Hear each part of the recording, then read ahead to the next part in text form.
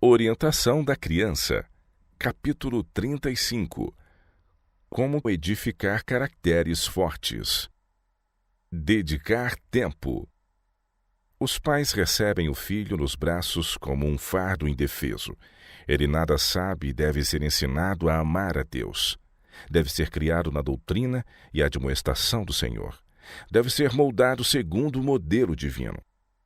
Quando os pais virem a importância de sua obra na educação dos filhos, quando virem que ela envolve interesses eternos, sentirão que devem dedicar seu melhor tempo e pensamento a essa obra. Compreender os princípios envolvidos. As lições aprendidas, os hábitos formados durante os anos da infância, têm mais que ver com o caráter e a direção da vida do que todas as instruções e educação dos anos posteriores. Os pais devem considerar isso. Eles precisam compreender os princípios que fundamentam o cuidado e a educação das crianças. Devem ser capazes de criá-las sadia, física, espiritual e moralmente. Evitar a superficialidade. Vivemos numa época em que quase tudo é superficial. Pouca estabilidade e firmeza de caráter há, porque o preparo e a educação das crianças é superficial desde o berço. Seu caráter é edificado sobre a areia movediça. A abnegação e o domínio próprio não lhes têm sido moldados no caráter. Têm sido acariciados e mimados até serem estragados para a vida prática. O amor aos prazeres controla a mente, e os filhos são lisonjeados e mimados para sua ruína. Fortalecer as crianças pela oração e pela fé. Tendes trazido filhos ao mundo que não tiveram voz ativa quanto à sua existência. Tende-vos tornado responsáveis em grande medida pela sua felicidade futura, seu bem-estar eterno. Quer os sintais, quer não, sobre vós repousa a responsabilidade de educar esses filhos para Deus, de vigiar com zeloso cuidado a primeira aproximação do astuto inimigo e estar preparados para hastear contra ele a bandeira. Levantai uma fortaleza de oração e fé ao redor de vossos filhos, e sobre ela exercei diligente vigilância. Em nenhum momento estáis seguros contra os ataques de Satanás. Não tendes tempo para descansar do trabalho vigilante e fervoroso. Não deveis dormir nenhum momento em vosso posto. É esta uma guerra muito importante. Consequências eternas estão envolvidas. É questão de vida ou morte para vós e vossa família. Assumir posição firme e decidida. Os pais têm geralmente confiança demasiada nos filhos, pois muitas vezes, quando estão confiantes neles, eles se acham em encoberta iniquidade. Pais, vigiai vossos filhos com cuidado. Exortai, reprovai, aconselhai-os ao vos levantardes, e quando estiverdes sentados, quando sairdes e quando entrardes, mandamento sobre mandamento, regra sobre regra, um pouco aqui, um pouco ali. Sujeitai vossos filhos enquanto são pequenos. Isso é tristemente negligenciado por muitos pais. Não tomam posição tão firme e decidida como devem com relação aos filhos. Semear com paciência a semente. Tudo o que o homem semear, isso também ceifará. Pais, vossa obra é ganhar a confiança de vossos filhos e com amor semear pacientemente a preciosa semente. Fazei vossa obra com contentamento, nunca vos queixando das durezas, cuidados e labores. Se pelos esforços pacientes, bondosos, semelhantes aos de Cristo, puderdes apresentar uma alma perfeita em Cristo Jesus, vossa vida não terá sido em vão. Conservai vossa alma esperançosa e paciente. Nenhum vestígio de desânimo haja em vossa aparência ou atitude. Tendes em vossa mão a formação de um caráter, pelo auxílio de Deus que possa trabalhar na vinha do Mestre e ganhar muitas almas para Jesus. Animai sempre vossos filhos a alcançar uma norma elevada em todos os seus atos e tendências. Sede pacientes para com suas imperfeições. Como Deus é paciente convosco, nas vossas imperfeições, suportando-vos, velando por vós, para que possais dar fruto para a sua glória. Animai vossos filhos a se esforçarem para acrescentar às suas realizações as virtudes que lhes faltam. Ensinar submissão à lei. Pais e mães, sede sensatos. Ensinai aos vossos filhos que se devem subordinar à lei. Não é misericórdia ou bondade permitir uma criança seguir seu próprio caminho, submeter-se ao seu domínio e negligenciar corrigi-la sob o pretexto de que há mais demasiado para puni-la. Que espécie de amor é esse que permite a vosso filho desenvolver traços de caráter que a ele e a todos os demais tornarão infelizes? Fora com tal amor! O verdadeiro amor cuidará do bem presente e eterno da alma. Que direito têm os pais de trazer filhos ao mundo para deixá-los crescer sem educação e sem o ensino cristão? Os pais devem ser responsáveis.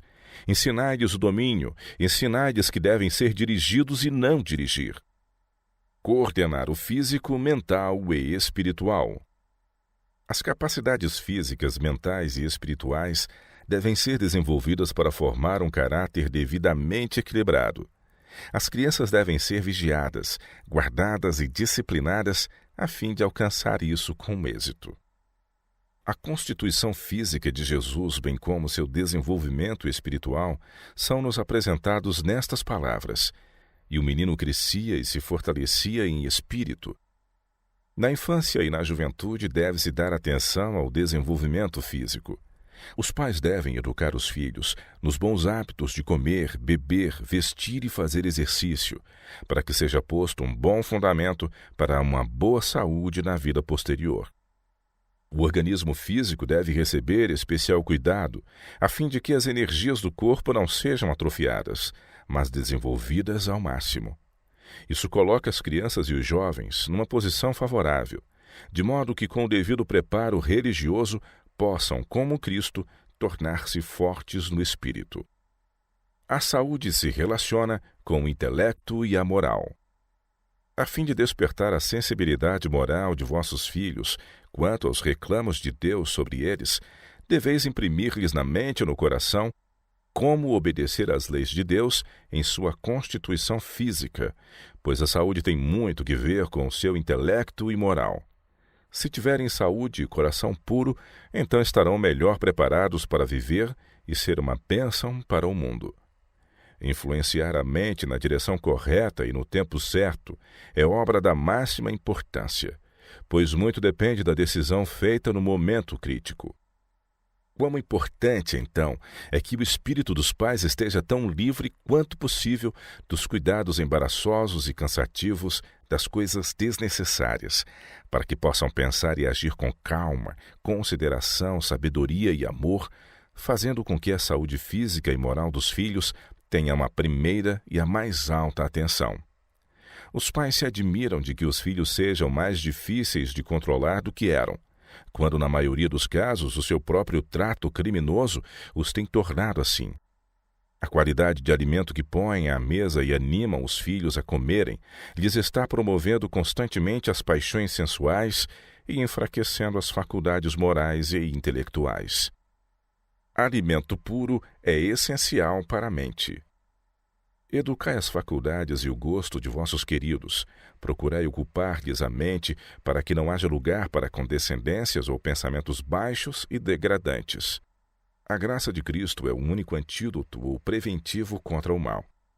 Se quiserdes, podereis escolher se a mente de vossos filhos se ocupará com pensamentos puros e não corrompidos ou com os males que existem em toda parte, o orgulho e o esquecimento de seu Redentor.